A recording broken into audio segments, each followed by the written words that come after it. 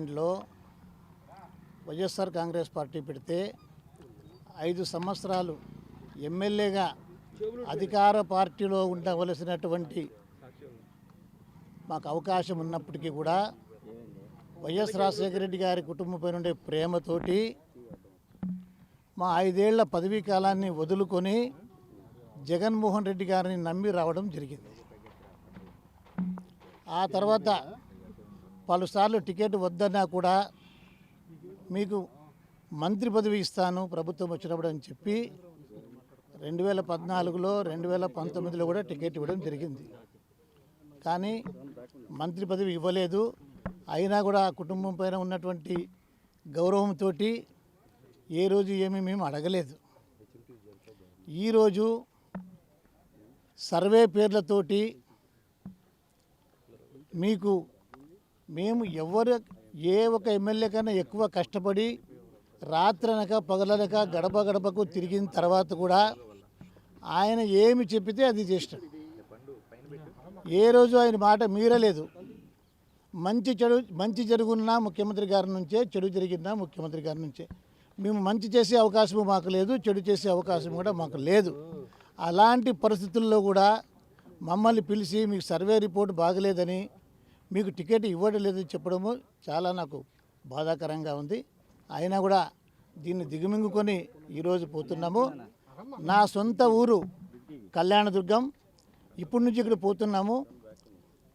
Party ticket లేదన్నప్పటికీ కూడా రాయదుర్గం నుంచి కూడా మేము పోటీ చేస్తున్నాము. కళ్యాణదుర్గం నుంచి కూడా నేను పోటీ చేస్తూ ఉన్నా. కళ్యాణదుర్గం నుంచి ఇండిపెండెంట్గా కానీ లేదా ఏ పార్టీ టికెట్ ఇస్తే ఆ పార్టీ తరపున కానీ తప్పకుండా కూడా నేను పోటీ చేసి నేను తప్పకుండా గెలుస్తాను. ఎందుకంటే ప్రజల్లో అంత అభిమానం మా పైన ఉంది. కానీ ఏం సర్వేలు ఉన్నాయో ఈ దరిద్రం సర్వేలు మాకైతే తెలీదు. అదేవిధంగా రాయదుర్గంలో కూడా మా భార్య తప్పకుండా పోటీ చేస్తుంది.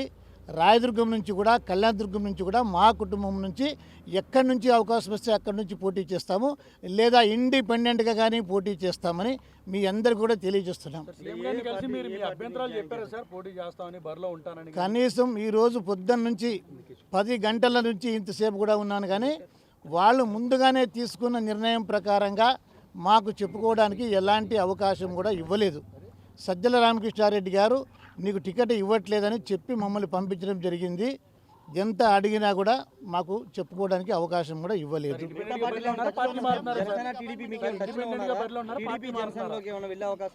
ఏ అవకాశం వచ్చినా కూడా దాన్ని సద్వినియోగం చేసుకుంటాము. ఏ అవకాశం లేకపోయినా ఇండిపెండెంట్గా కానీ కూడా తప్పకుండా పోటీలో అయితే కళ్యాణదుర్గం రాజదుర్గం 2 చోట్ల కూడా ఉండి తీరుతాం. కలవలేదు. సజ్జల రామకృష్ణారెడ్డి గారు వచ్చి చెప్పారు. ఈ విషయాన్ని విని వచ్చేసాను. సీఎం గారిని కలుస్తామని చెప్పినాము. ఆయన బిజీ అని చెప్పినారు. ఇంకా ఉదయం 10:30 నుంచి ఇంతసేపు ఉన్నాము. ఇంకా ఇంతకన్నా పెద్ద అవమానం మాకు అవసరం లేదు. కాబట్టి మాకు నమ్మించి తీసుకొని వచ్చి నమ్మినందుకు మా గొంతు కోయడం ఒకటే మిగిలింది. మా జీవితాలు సర్వనాశనం అయిపోయినాయి ఇక్కడికి. కాబట్టి ఇప్పటికైనా కూడా మేము సొంత నిర్ణయాలు తీసుకొని స్వతంత్రంగా బ్రతకాలనుకున్నాం. కాబట్టి తప్పకుండా నేను నా కొడుకు లేదా నా భార్య ఒక దగ్గర పోటీ చేస్తారు. నేను కళ్యాణదుర్గం నుంచి ఇండిపెండెంట్గా తప్పకుండా పోటీ చేస్తాను.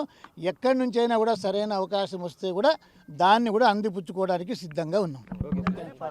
జగన్మోహన్ రెడ్డి మా సర్వస్వం, వైఎస్ఆర్ కుటుంబమే మా సర్వస్వం అనుకొని ఏ ఒక్కరితో కూడా మాట్లాడలేదు. రామచంద్రారెడ్డి అలాంటి వీక్ పర్సన్ కాదు. ఎవరు ఎన్నిసార్లు ఏదైనా వ్యతిరేకంగా చెప్పినా కూడా గట్టిగా నిలబడి జగన్మోహన్ రెడ్డి గారిని మా దేవుడితో సమానంగా లెక్కేసుకొని వైఎస్ఆర్ ఫోటోని మా ఇంట్లో దేవుడి ఇంట్లో పెట్టుకున్నటువంటి మేము ఇలా గొంతుకొస్తారని ఏ రోజు ఊహించుకోలేదు. మా ఇంటి నిండా కూడా లైట్లు వేసిన జగన్మోహన్ రెడ్డి గారి ఫోటోలనే ఉన్నాయి.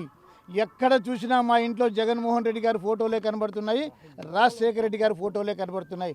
అలాంటి సందర్భంలో రాజశేఖర రెడ్డి గారు తనయుడుగా ఉన్న జగన్మోహన్ రెడ్డి గారు రాజశేఖర రెడ్డి గారి కుటుంబాన్ని నమ్మినందుకు మమ్మల్ని గొంతు కోస్తారని ఏ రోజు ఊహించుకోలేదు. Thank you sir.